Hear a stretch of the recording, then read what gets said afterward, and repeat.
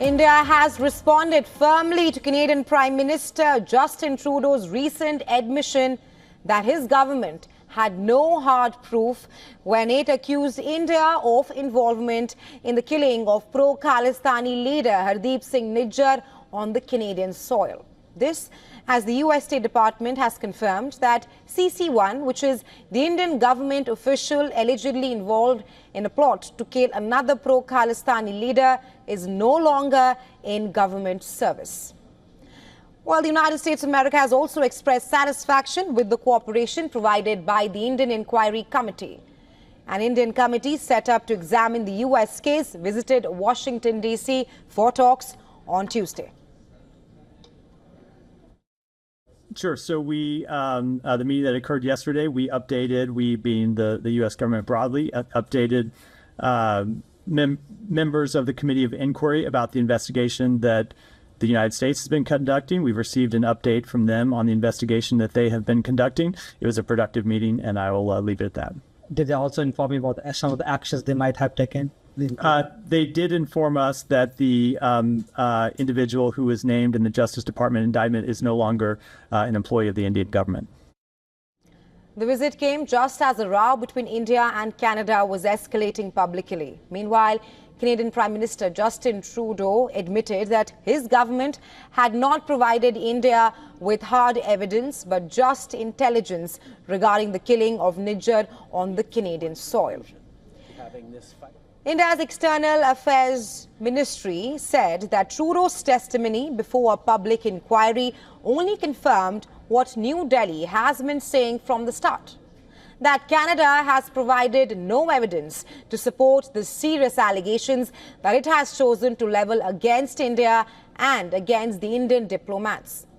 The ministry further added that the responsibility for the damage that this cavalier behavior has caused to India-Canada ties, it lies solely on the Canadian Prime Minister Justin Trudeau. Trudeau appeared before the inquiry that is looking at the ability of the institutions to detect and fend off the attempts of hostile states to meddle in Canadian affairs. Trudeau also told the inquiry that Canada asked the government of China to remove Zhao Wei, a Chinese diplomat accused of targeting Conservative MP Michael Chong. Now, before deciding to declare Zhao as a person non grata and kick him out of the country, Zhao reportedly played a role in attempts to gather information on Chong's family in Hong Kong in 2021. Following the MP's condemnation of Beijing's conduct, Trudeau said that there was an exchange of messages with Chinese officials before Zhao was ejected. Now, Trudeau's latest testimony comes days after Canada ordered 6 Indian diplomats as persons of interest in Nijjar case. In retaliation, India decided to expel 6 Canadian diplomats and recalled its top envoy from Canada.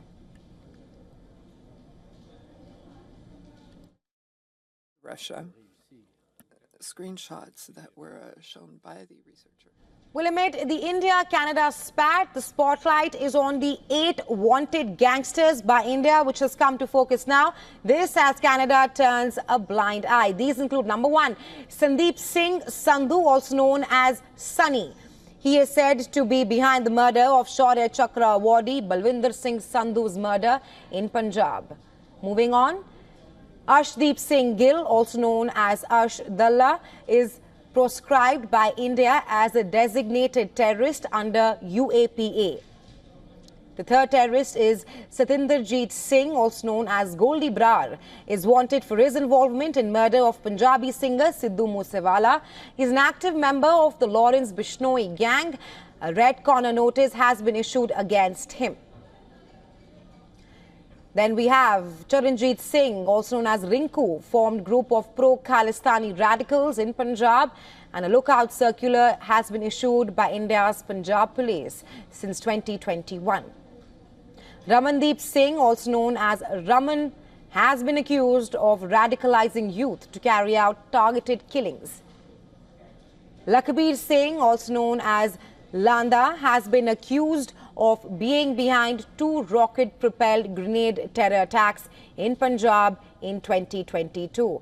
Another wanted gangster is Gurpinder Singh, also known as Baba Dala.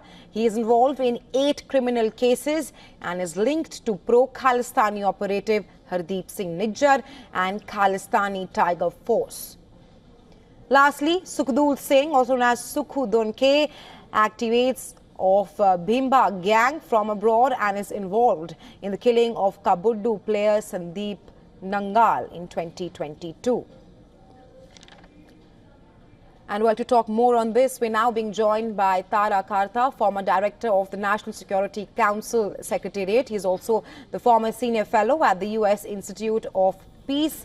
Dr. Tara is joining us live from New Delhi. Welcome to WION, Dr. Tara. Now, Trudeau's testimony has only confirmed what New Delhi has been saying for the past few weeks, and Canada has provided no evidence to support the allegations.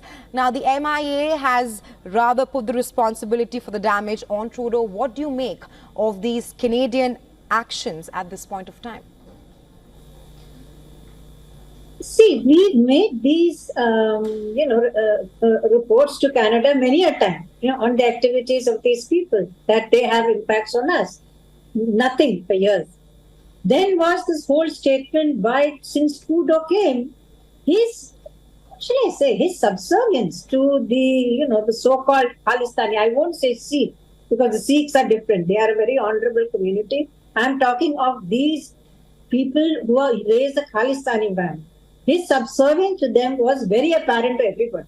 It was apparent even in Canada, because he would go to any lengths to make them happy. Then he came to India, and he did all that drama in when he came and annoyed everybody. Now, the thing is, in 2019, in fact, the Canadian intelligence was putting together a report on extremism in Canada, and the names of these people were deleted. So it's to that extent that Trudeau is prepared to go to keep these people happy.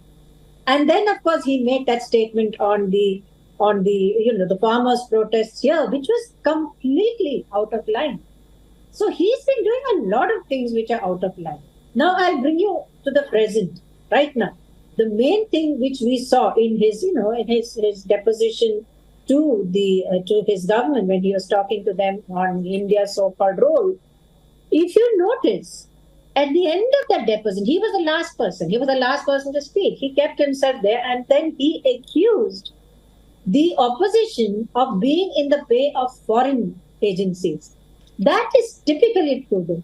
He didn't give the opposition a chance to ask questions. He didn't give the people a chance to call the agencies and ask them, what exactly do you mean? He did not specify what the actual issue was. He just made this broad allegation saying, the opposition has also been sold out.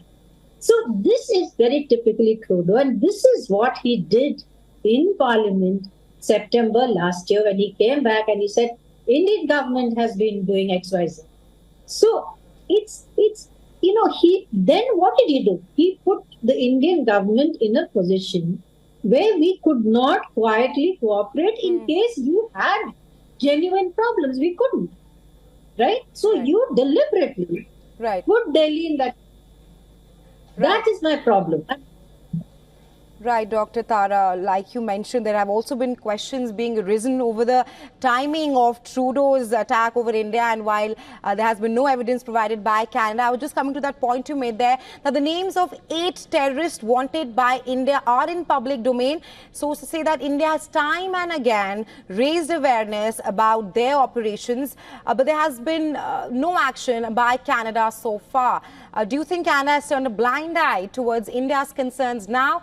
And how do you see ties between India and Canada moving forward after this diplomatic row? See, whatever you say, Canada is it's a functioning democracy, right? It's a country with freedoms. It's a country with which we have good trade.